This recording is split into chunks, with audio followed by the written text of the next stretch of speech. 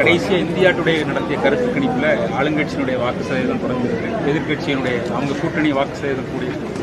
அப்புறம் நீங்கள் உட்பட மற்ற கட்சிகளோட வாக்கு சதவீதம் கூடுதலாக 15% வரை போகிற வாய்ப்பு இருக்குன்னு எப்படி பார்க்குறீங்க? இந்த கருத்து கணிப்புகளை நான் எப்பவும் நம்புறது இல்லை, உங்களுக்கு தெரியும் நினைக்கிறேன். நான் 2016 தேர்தல் அரசியலுக்குள்ள வந்தோம். 10 ஆண்டு நிறைவாக போகுது, 26ஓட 10வது ஆண்டுல நிக்கிறோம். எந்த இடத்துலயும் இந்த கருத்து கணிப்புல எனக்கு இவ்வளவு வாக்கு வரும்னு சொன்னதில்லை, நான் வளர்வேன்னு சொன்னதில்லை, நான் போட்டியிடுறேனுங்கிறதையும் சொன்னதில்லை.